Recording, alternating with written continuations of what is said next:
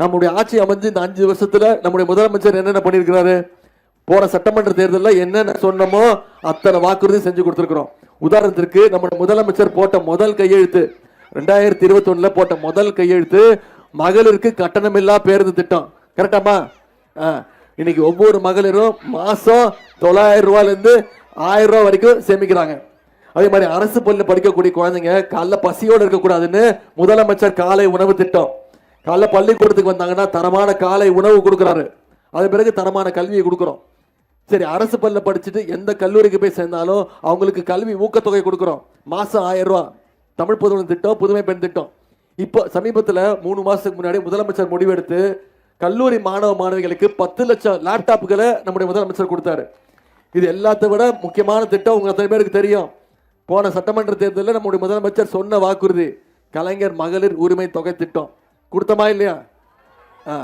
இன்னைக்கு மாசம் 1,31,00,000 மகளிருக்கு உரிமை தொகை திட்டத்தை நம்முடைய முதலமைச்சர் கொடுத்துட்டு வராரு. அதை நிப்பாட்டணும்னு அதிமுகவும் பாஜகவும் திட்டம் போட்டாங்க. தேர்தலை காரணம் காட்டி 3 மாசம் உரிமை தொகையை நிப்பாட்டுவதற்கு நீதிமன்றத்துக்கு போயிருக்காங்க. நம்முடைய முதலமைச்சர் என்ன பண்ணாரு? நான் 1000 ரூபா கொடுக்கறத நிப்பாட்ட முயற்சி பண்றீங்களா? 5000 ரூபா கொடுப்பேன், எப்படி நிப்பாட்டுக்கு பார்ப்போம்னு சொல்லி கொடுத்தாரா இல்லையா?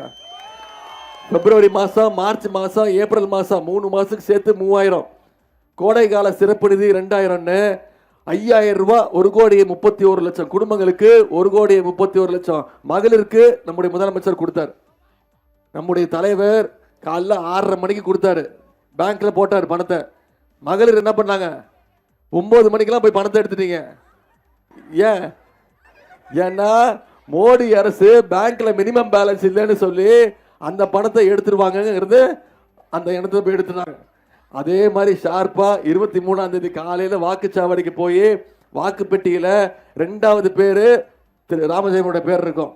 அதுக்கு பக்கத்துல உதயசூரியன் சின்னம் இருக்கும். அதுல நீங்க போடுற வாக்கு உங்களுடைய வெற்றியை உறுதி செஞ்சு கொடுப்பீங்களா? போன முறையும் கிட்டத்தட்ட 10,000 வாக்கு வித்தியாசத்துல ஜெயிக்க வச்சீங்க உதயசூரியன் சின்னத்தை. இந்த முறை குறைஞ்சது 25,000 வாக்கு வித்தியாசத்துல திரு ராமஜெயம் அவர்களை வெற்றி பெற வைப்பீங்களா? இதை தவிர சில வாக்குறுதிகள் வேற நம்முடைய முதலமைச்சர் கொடுத்திருக்காங்க. என்ன வாக்குறுதி? மகளிர் உரிமை தொகை திட்டம். இப்போ 1000 ரூபாய் கொடுத்துக்கிட்டு இருக்கிறோம். ஆட்சி அமைஞ்சோன்னு அதை 2000 ரூபாய் உயர்த்தி கொடுப்போம்னு முதலமைச்சர் சொல்லியிருக்கிறார். காலை உணவு திட்டம் 5ஆம் வகுப்பு வரைக்கும் இல்லை, 8ஆம் வகுப்பு வரைக்கும் விரிவுபடுத்தப்படும் சொல்லியிருக்கிறோம். கல்வி உதவித்தொகை 1000 ரூபாய் இல்ல 1500 உயர்த்தி தருவோம்னு சொல்லியிருக்கிறோம். முதியோர் உதவித்தொகை OAP இப்போ 1200 கொடுத்துட்டு இருக்கோம். முதலமைச்சர் வாக்குறுதி கொடுத்திருக்கிறார். ஆட்சிக்கு வந்தோடனே அதை 2000 ரூபாய் உயர்த்தி கொடுப்பேன்னு சொல்லியிருக்கிறார். அடுத்த 5 வருஷத்துல 35 லட்சம் கல்லூரி மாணவ மாணவிகளுக்கு இலவச லேப்டாப் கொடுப்போம்னு வாக்குறுதி கொடுத்திருக்கிறோம். அடுத்த 5 வருஷத்துல 10 லட்சம் கலைஞர் கனவு இல்லம் கட்டப்பட்டு யார் யாருக்கெல்லாம் வீடு இல்லையோ அத்தனை பேருக்கு வீடு கட்டி தரப்படும்னு வாக்குறுதி கொடுத்திருக்கிறோம். எல்லாத்தை விட முக்கியமான வாக்குறுதி உங்களுக்கு தெரியும்.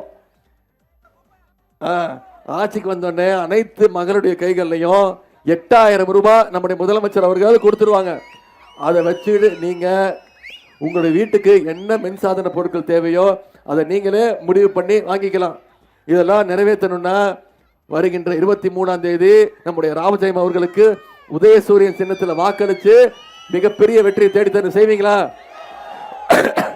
உதயநிதி வந்தாரு, பேசினாரு, திட்டங்கள்லாம் சொன்னாரு, வாக்குறுதி கொடுத்தாரு, கலைஞ்சு போயிட்டோன்னு போயிடக்கூடாது. இன்னைக்கு தேதி என்ன? 15ஆம் தேதியா? இன்னைக்கு தேதி 15, தேர்தல் நாள் 23. இன்னும் 7 நாட்கள் இருக்கு. நீங்க ஒவ்வொருத்தரும் வர்ற இன்னும் 1 வாரம் இருக்கு. 7 நாட்களோ நீங்க ஒவ்வொருத்தரும் நீங்க அத்தனை பேரும் உதயசூரிய சின்னத்துல வாக்களிக்கணும்னு முடிவு பண்ணிட்டீங்க. கரெக்டா? நிச்சயமா அது பத்தாது. நீங்க ஒவ்வொருத்தரும் அடுத்த 1 வாரம் இந்த பிரச்சாரத்தை மக்கள்கிட்ட கொண்டு போய் சேர்க்கணும். ஏன் உதயசூரிய சின்னத்துக்கு வாக்களிக்கணும்? ஏன் ராமஜெயத்தை வெற்றி பெற வைக்கணும்? இந்த 5 வருஷம் என்னென்ன திட்டங்கள் கொடுத்துருக்கிறோம்? மீண்டும் ஆட்சிக்கு வந்தா என்னென்ன செய்வோம்? முக்கியமா அடிமை கூட்டத்தையும் சங்கி கூட்டத்தையும் தமிழ்நாட்டுக்குள்ள உள்ள விடக்கூடாது அப்படிங்கிற அந்த பிரச்சாரத்தை நீங்க மக்கள்கிட்ட கொண்டு போய் சேர்த்தீங்கன்னா நிச்சயம் திரு ராமஜெயம் அவர்கள் குறைஞ்சது 25,000 வாக்கு வித்தியாசத்துல இங்க வெற்றி பெற்று ஆகணும். செஞ்சு கொடுப்பீங்களா? சரி, போட்டோ கேட்டீங்கல்ல, வேணுமா வேணாமா? இதான் இந்த போட்டோ. கீழே ஒருத்தர் படுத்திருக்காருமா, தெரியுதா யாருன்னு? யாரு? எடப்பாடி பழனிசாமி. இதுதான் நான் சொன்னேன், இப்படி அடிமையா இருக்காதீங்க, கொஞ்சம் எந்திரிச்சு மேல வாங்க. இப்ப என்ன தெரியுமா சொல்லிட்டாரு, ஆமா நான் காலை பிடிச்சுதான் முதலமைச்சரான, என்ன இப்போ மரியாதையா போனேன் அப்படின்ட்டாரு. அந்த அம்மா என்ன முதலமைச்சராக்குனாரு, அதுக்காக காலில் விழுந்தாட்டாரு. நான் காலில் விழுந்து தப்பு சொல்லவே இல்லை. காலில் விழுந்து முதலமைச்சரானோடனே அந்த அம்மா ஜெயிலுக்கு போனோன்னு கேட்டாரு, நீயா என்ன முதலமைச்சராக்குன்னு கேட்டு அந்த அம்மாவுக்கு துரோகம் பண்ணாரு. அந்த அம்மா காலை வாரி விட்டாரு. அதைத்தான் நான் சொன்னேன். இப்போ சசிகலா அம்மாவை கேட்க ஆரம்பிச்சுட்டாங்க, அந்த தம்பி சொல்றது கரெக்ட் தானே, நீ